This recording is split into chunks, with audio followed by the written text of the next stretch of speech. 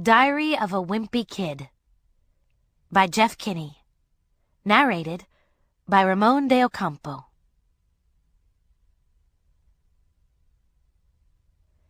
September. Tuesday. First of all, let me get something straight. This is a journal, not a diary. I know what it says on the cover, but when Mom went out to buy this thing, I specifically told her to get one that didn't say diary on it. Great. All I need is for some jerk to catch me carrying this book around and get the wrong idea. The other thing I want to clear up right away is that this was Mom's idea, not mine. But if she thinks I'm going to write down my feelings in here or whatever, she's crazy. So just don't expect me to be all Dear Diary this and Dear Diary that. The only reason I agreed to do this at all is because I figure later on, when I'm rich and famous, I'll have better things to do than answer people's stupid questions all day long. So this book is going to come in handy. Like I said, I'll be famous one day, but for now, I'm stuck in middle school with a bunch of morons.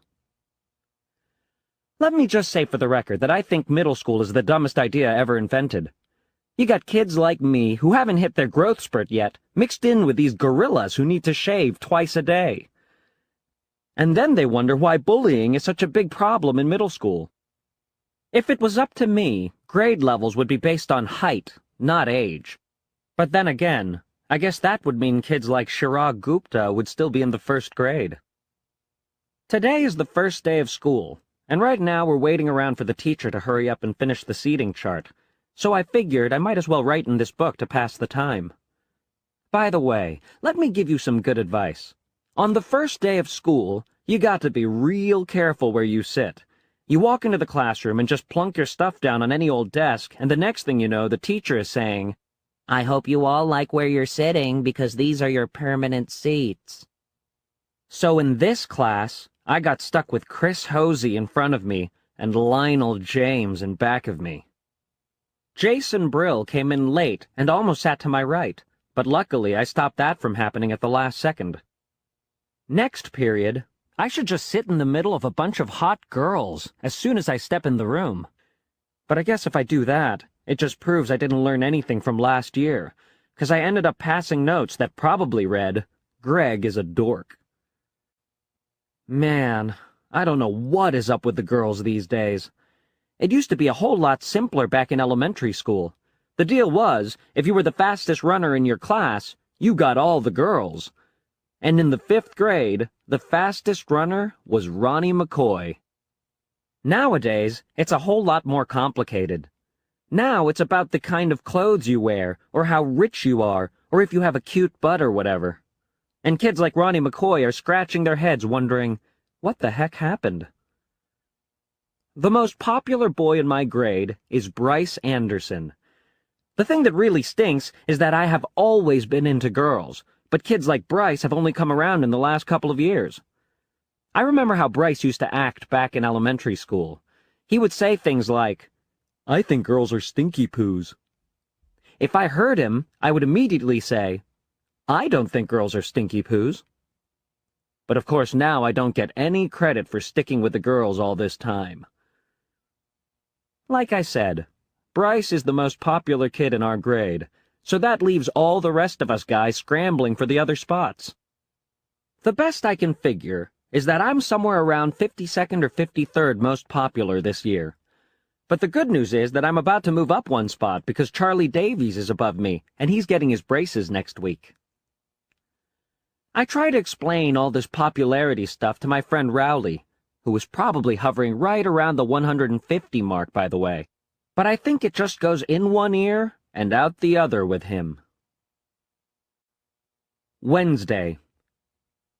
Today we had phys ed, so the first thing I did when I got outside was sneak off to the basketball court to see if the cheese was still there. And sure enough, it was. That piece of cheese has been sitting on the blacktop since last spring. I guess it must have dropped out of someone's sandwich or something.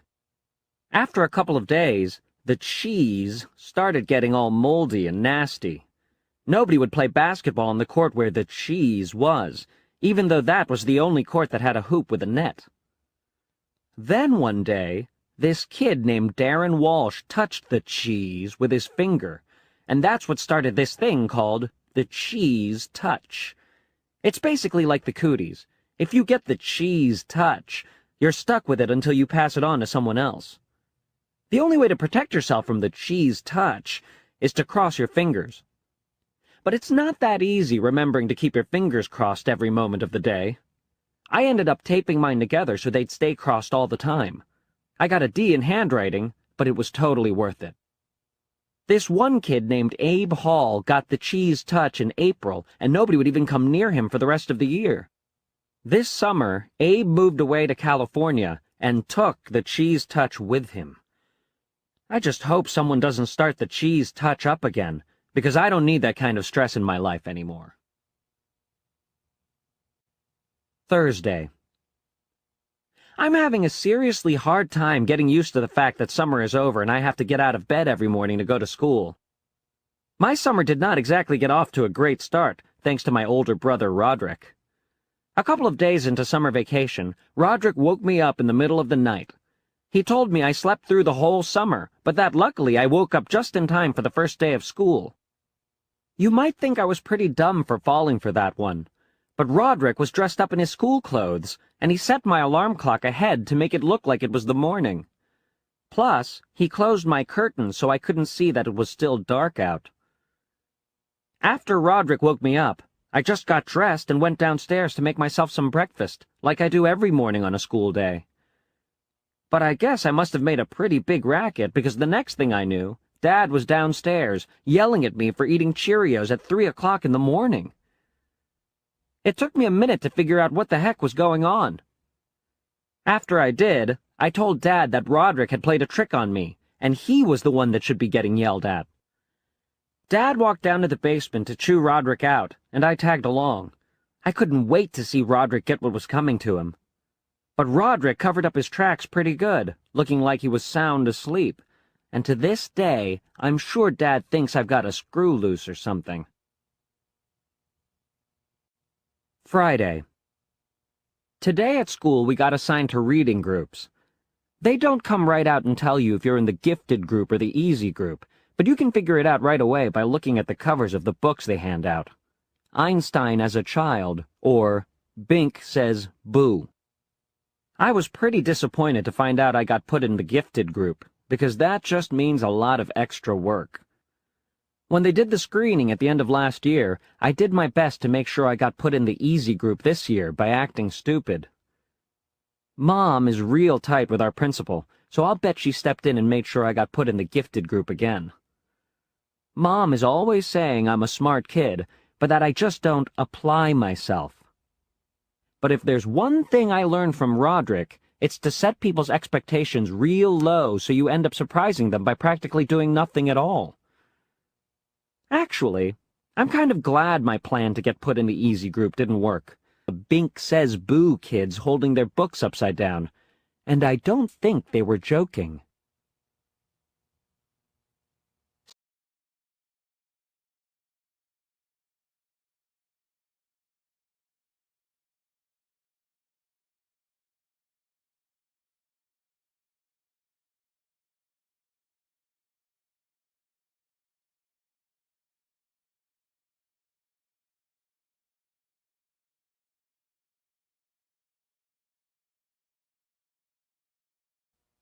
Well, the first week of school is finally over, so today I slept in. Most kids wake up early on Saturday to watch cartoons or whatever, but not me. The only reason I get out of bed at all on weekends is because eventually I can't stand the taste of my own breath anymore. Unfortunately, Dad wakes up in the morning no matter what day of the week it is, and he is not real considerate of the fact that I am trying to enjoy my Saturday like a normal person. I didn't have anything to do today, so I just headed up to Rowley's house. Rowley is technically my best friend, but that is definitely subject to change. I've been avoiding Rowley since the first day of school, when he did something that really annoyed me. We were getting our stuff from our lockers at the end of the day, and Rowley came up to me and said, "Want to come over to my house and play?" I have told Rowley at least 1,000,000,000 times that now that we're in middle school, you're supposed to say hang out, not play. But no matter how many noogies I give him, he always forgets the next time. I've been trying to be a lot more careful about my image ever since I got to middle school, but having Rowley around is definitely not helping. I met Rowley a few years ago when he moved into my neighborhood. His mom bought him this book called How to Make Friends in New Places, and he came to my house trying all these dumb gimmicks. Like knock-knock jokes. It went kind of like this. Rowley. Knock knock. Me. Huh? Rowley. Thermos. Excuse me? There must be some way to tickle your funny bone. Me. Say what? I guess I kind of felt sorry for Rowley, and I decided to take him under my wing. It's been great having him around, mostly because I get to use all the tricks Roderick pulls on me. Monday. You know how I said I play all sorts of pranks on Rowley? Well, I have a little brother named Manny, and I could never get away with pulling any of that stuff on him. Mom and Dad protect Manny like he's a prince or something, and he never gets in trouble, even if he really deserves it. Yesterday, Manny drew a self-portrait on my bedroom door in permanent marker. I thought Mom and Dad were really going to let him have it, but as usual, I was wrong. But the thing that bugs me the most about Manny is the nickname he has for me. When he was a baby, he couldn't pronounce brother, so he started calling me Bubby. And he still calls me that now, even though I keep trying to get Mom and Dad to make him stop. Luckily, none of my friends have found out yet, but believe me, I have had some really close calls. Mom makes me help Manny get ready for school in the morning. After I make Manny his breakfast, he carries his cereal bowl into the family room and sits on his plastic potty. And when it's time for him to go to daycare, he gets up and dumps whatever he didn't eat right in the toilet. Mom is always getting on me about not finishing my breakfast, but if she had to scrape cornflakes out of the bottom of a plastic potty every morning, she wouldn't have much of an appetite either. Tuesday. I don't know if I mentioned this before, but I am super good at video games. I'll bet I could beat anyone in my grade head-to-head. Unfortunately, Dad does not exactly appreciate my skills. He's always getting on me about going out and doing something active. So tonight after dinner, when Dad started hassling me about going outside, I tried to explain how with video games, you can play sports like football and soccer, and you don't even get all hot and sweaty. But as usual, Dad didn't see my logic. Dad is a pretty smart guy in general, but when it comes to common sense, sometimes I wonder about him. I'm sure Dad would dismantle my game system if he could figure out how to do it, but luckily, the people who make these things make them parent-proof. Every time Dad kicks me out of the house to do something sporty, I just go up to Rowley's and play my video games there. Unfortunately, the only games I can play at Rowley's are car racing games and stuff like that, because whenever I bring a game up to Rowley's house, his dad looks it up on some parent's website, and if my game has any kind of fighting or violence in it, he won't let us play. I'm getting a little sick of playing Formula One racing with Rowley, because he's not a serious gamer like me. All that you have to do to beat Rowley is name your car something ridiculous at the beginning of the game. And then when you pass Rowley's car, he just falls to pieces when the race announcer says, "Bad fart! Ahead!" Anyway, after I got done mopping the floor with Rowley today, I headed home. I ran through the neighbor's sprinkler a couple times to make it look like I was all sweaty, and that seemed to do the trick for Dad. But my trick kind of backfired, because as soon as Mom saw me, she made me go upstairs and take a shower. Wednesday. I guess Dad must have been pretty happy with himself for making me go outside yesterday, because he did it again today. It's getting really annoying to have to go up to Rowley's every time I want to play a video game. There's this weird kid named Fregley who lives halfway between my house and Rowley's, and Fregley is always hanging out in his front yard, so it's pretty hard to avoid him. Fregley's in my phys ed class at school, and he has this whole made-up language. Like when he needs to go to the bathroom, he says, "Juice." Us kids have pretty much figured Fregley out by now, but I don't think the teachers have really caught on yet. They keep bringing him juice. Today, I probably would have gone up to Rowley's on my own anyway, because my brother Roderick and his band were practicing down in the basement. Roderick's band is really awful, and I can't stand being home when they're having rehearsals. His band is called Loaded Diaper, only it's spelled L-O-D-E-D-D-I-P-E-R on Roderick's van.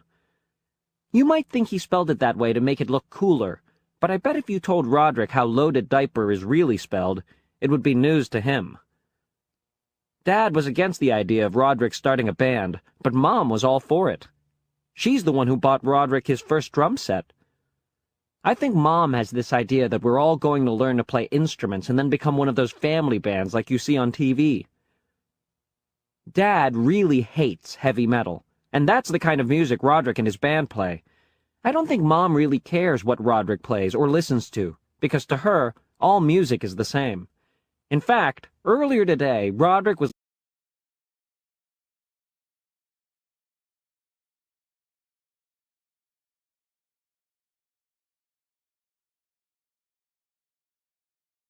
room, and Mom came in and started dancing. That really bugged Roderick, so he drove off to the store and came back 15 minutes later with some headphones. And that pretty much took care of the problem. Thursday. Yesterday, Roderick got a new heavy metal CD, and it had one of those parental warning stickers on it. I have never gotten to listen to one of those parental warning CDs, because Mom and Dad never let me buy a CD, was if I snuck it out of the house. This morning, after Roderick left, I called up Rowley and told him to bring a CD player to school. Then I went down to Roderick's room and took the CD off his rack. You're not allowed to bring personal music players to school, so we had to wait to use it until after lunch when the teachers let us outside. As soon as we got the chance, me and Rowley snuck around the back of the school and loaded up Roderick's CD. But Rowley forgot to put batteries in his CD player, so it was pretty much worthless. Then I came up with this great idea for a game. The object was to put the headphones on your head and then try to shake them off without using your hands. The winner was whoever could shake the headphones off in the shortest amount of time. I had the record with 7.5 seconds, but I think I might have shook some of my fillings loose with that one. Right in the middle of our game, Mrs. Craig came around the corner and caught us red-handed. She took the music player away from me and started chewing us out. But I think she had the wrong idea about what we were doing back there. She started telling us how rock and roll is evil and how it's going to ruin our brains. I was going to tell her that there weren't even any batteries in the CD player, but I could tell she didn't want to be interrupted. So I just waited until she was done, and then I said, "Yes, ma'am." But right when Mrs. Craig was about to let us go, Rowley started blubbering about how he doesn't want rock and roll to ruin his brains. Honestly, sometimes I don't know about that boy.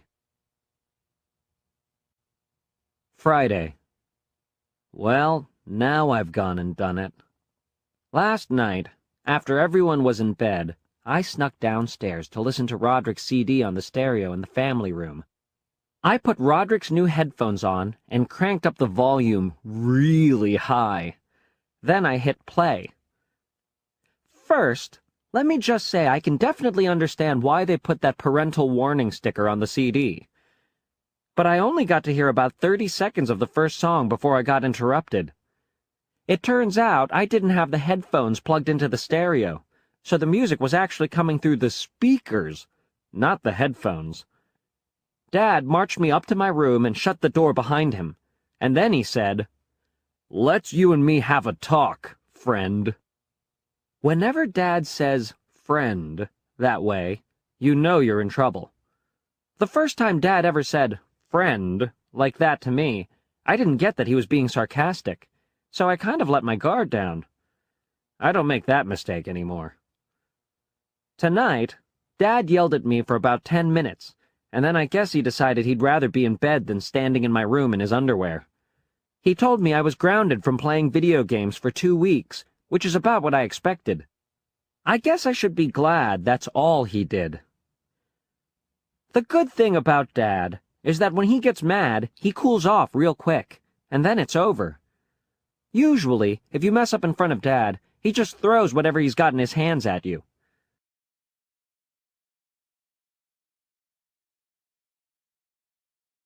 Good time to screw up? When he's reading the paper.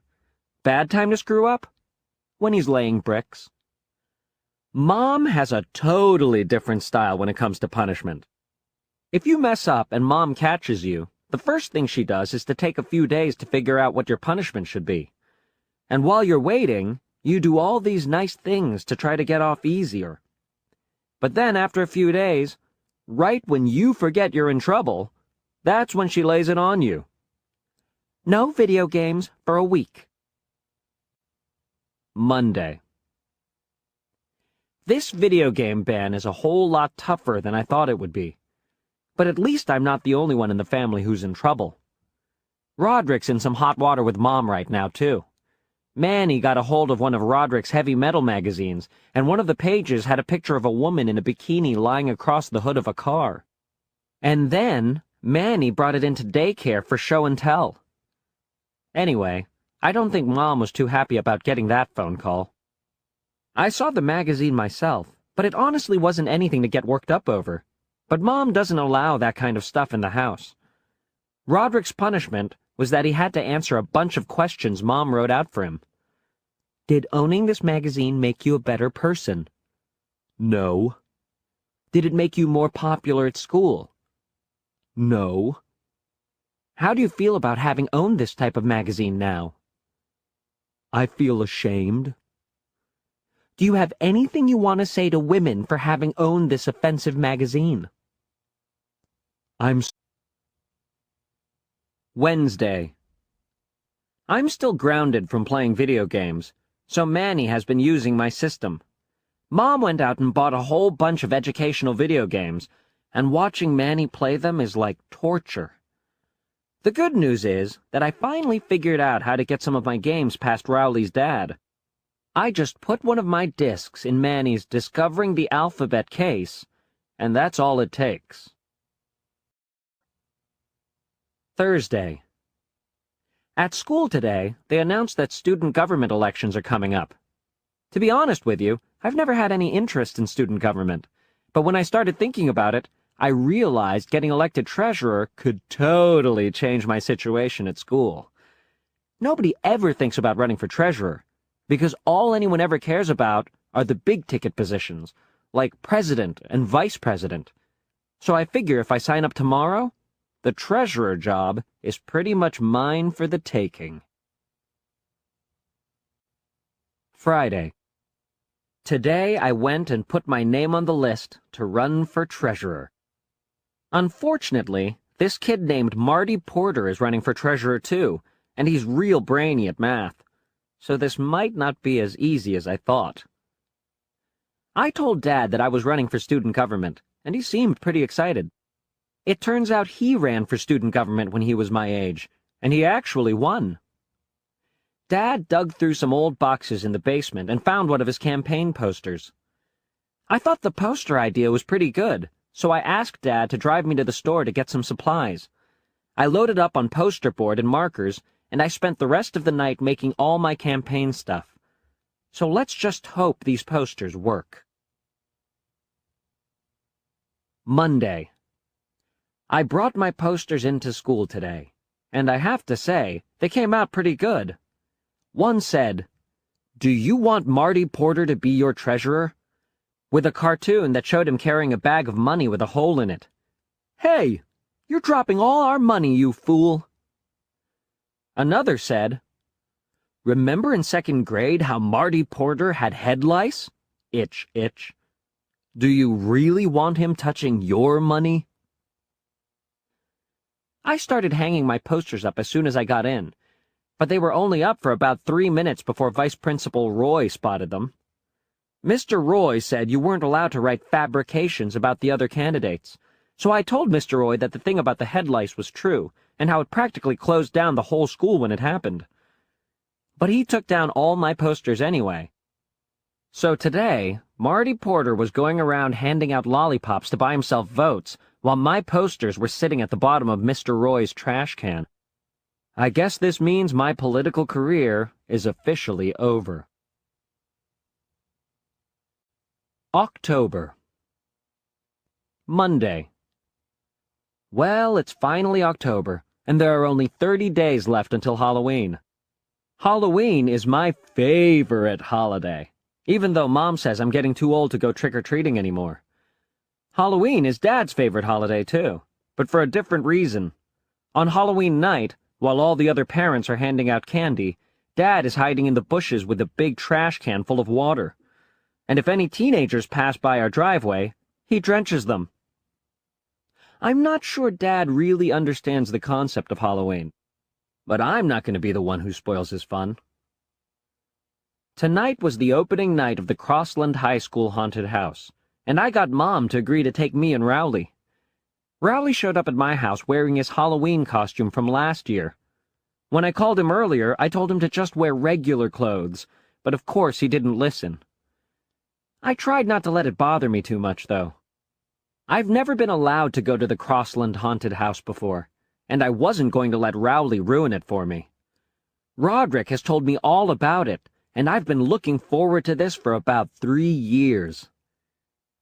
Anyway, when we got to the entrance, I started having second thoughts about going in.